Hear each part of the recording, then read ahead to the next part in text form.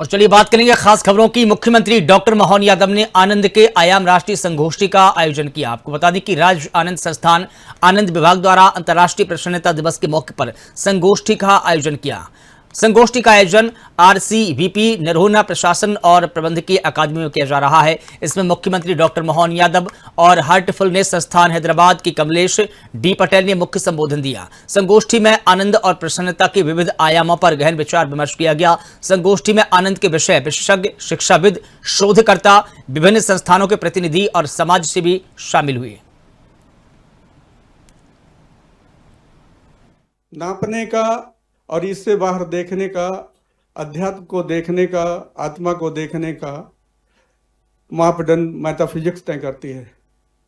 Metaphysics में दो भाग हैं, अंटोलॉजी, एपिस्टेमोलॉजी। अंटोलॉजी संसार के तत्व ज्ञान का अध्ययन करती है।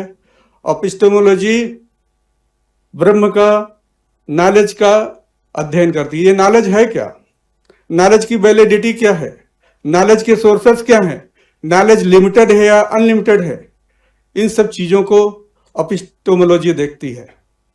इसी के साथ मैं यह कहना चाहूंगा, अभी हमारे पूर्व कुछ लोग कह रहे थे कि आनंद की प्राप्ति कैसे की जाए। तो वेदांत में कहा, जब से मानव सभ्यता ने सोचना शुरू किया, सबसे पहले अस्तित्व में आए वेद। वेद में एक ऋचा है, आनंदो रसो वैसा। आनंद ही एक ऐसा रस है, एक ऐसा सब्सटेंस है जो पूरे सृष्टि को, पूरे ब्रह्मांड को रस से भर देता है। तो ब्रह्मम आनंदम ब्रह्मम केवलम भवति। तो ये आनंद ही ब्रह्म है जो पूरे संसार को प्रसन्नता देता है, पूरे संसार को गति देता है, पूरे संसार को सामंजस्य में बांधता है, वो ब्रह्म है। भारत जब गुलाम था तब यहां एक ऐसा समय था, विलियम हेस्टिंग यहां का वाइस राय था। तो उसने कहा, भाई आप लोगों में बड़ी उत्साह है और बहुत आप लोगों में एकता है, इसका कारण क्या है? तो पंडित दीनदयाल उपाध्याय जी के शिष्य जो थे, उन्होंने गीता उसके सामने रख दी। जब विलियम हेस्टिंग ने गीता को पढ़ा तो कहा, this is essence of Indian wisdom. ये भारत का एक ऐसा तत्व ज्ञान है और भारत के पास एक ऐसा ज्ञान है, एक ऐसा मेथड है। अब भारत अधिक दिन गुलाम नहीं रहेगा, अब भारत स्वतंत्र हो जाएगा। उस समय विलियम हेस्टिंग ने कहा था। और यही गीता पूरी दुनिया में गई। जब यूरोप में गई, यूरोप के सबसे बड़े फिलोसोफर थे हेगल। उन्होंने जब गीता को पढ़ा और अपने शिष्यों के साथ सामने रखा, जो राइटिस्ट बढ़ते थे, जो लेफ्टिस्ट थे, दोनों के साथ रखा और रखने के बाद कहा, ये this is essence of Indian wisdom. ये भारत का एक ऐसा ज्ञान है, एक ऐसी अलमीरा है, एक ऐसा मेथड है कि भारत पूरी दुनिया को एक दिन एक मार्गदर्शन देगा और भारत अब गुलाम नहीं रहेगा। तो भारत की गीता को हेगल ने भी अपनाया, राइटिस्ट ने भी अपनाया, लेफ्टिस्ट ने भी अपनाया। और यही गीता जब अमेरिका में गई इसी तरह से, तो अमेरिका के जो फिलोसोफर थे, जो विचारक थे, स्कॉलर थे, उन्होंने देखा तो कहा कि गीता हमें परफेक्शन का ज्ञान देती है और ये परफेक्शन हमारे जीवन का आधार है। और गीता को पढ़ करके हम पूरी दुनिया को चैलेंज करेंगे, फ्रॉम निडल टू मिसाइल। पूरी दुनिया को फ्रॉम निडल टू मिसाइल से हम चैलेंज करेंगे। और उन्होंने परफेक्शन को उठा के रख लिया। परफेक्शन, प्रैक्टिस, प्रैक्टिस, अभ्यास, अभ्यास करो, ये अभ्यास ही योग है। और ये जब ये अभ्यास जीवन का योग बन जाता है, तब जीवन में कहीं कोई दुराव नहीं रहता, कोई संकट नहीं रहता। तो आप ये समझ लें कि जब आपके जीवन में परफेक्शन आ जाए, आप कुछ भी हैं, कहीं भी हैं, कुछ भी काम कर रहे हैं, लेकिन परफेक्शन की तलाश में प्रैक्टिस करें। एक नंद बाबा और यशोदा मैया, वो तो अपने गोकुल में है, उनको तो कोई कष्ट नहीं है। लेकिन मित्र का परिवार कष्ट में है। और मित्र के परिवार में कष्ट क्या है? वो स्वयं जेल में है। एक बच्चा पैदा हो जाए और पैदा होते ही उसको पैदा होने के साथ कंस हाथ में लेकर के नारियल की तरह खंबे पे फोड़ करके विभत्स तरीके से उसकी हत्या करता है। एक बच्चा मरे, दूसरा बच्चा मरे, तीसरा बच्चा मरे, चौथा बच्चा मरे, ये क्रम खत्म नहीं हो रहा है। ये भी हमारे कथाकारों से ही निवेदन है। हम तो अपन राजनीतिक दृष्टि से थोड़ी संकट में भी पड़ जाते बोलते बोलते,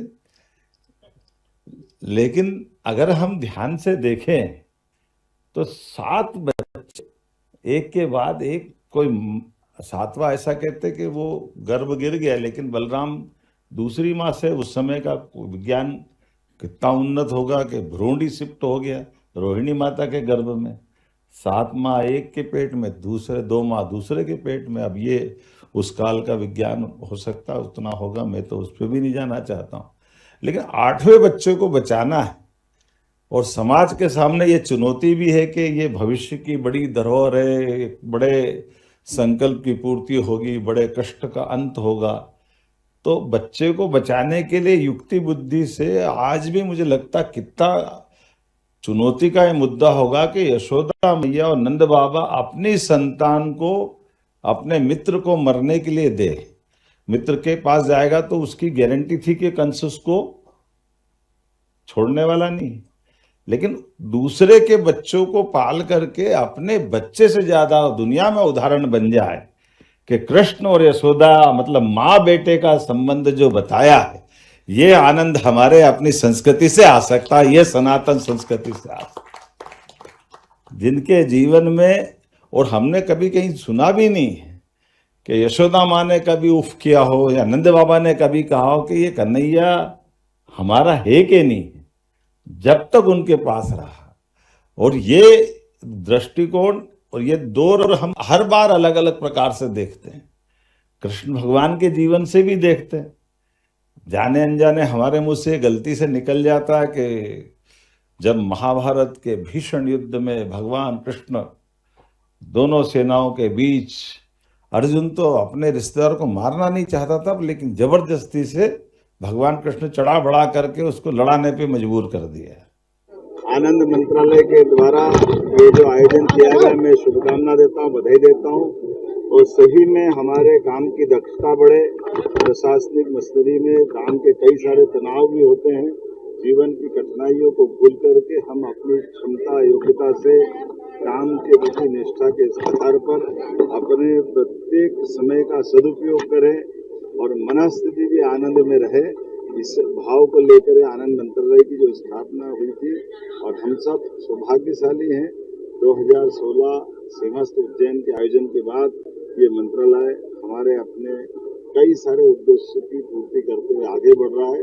उम्मीद करेंगे अंतर्राष्ट्रीय खुशहाली दिवस के अवसर पर हमारे विभाग के माध्यम से इस आयोजन का भी हिस्सा बने, और भविष्य को लेकर भी इस पे काफी काम किया जाना है।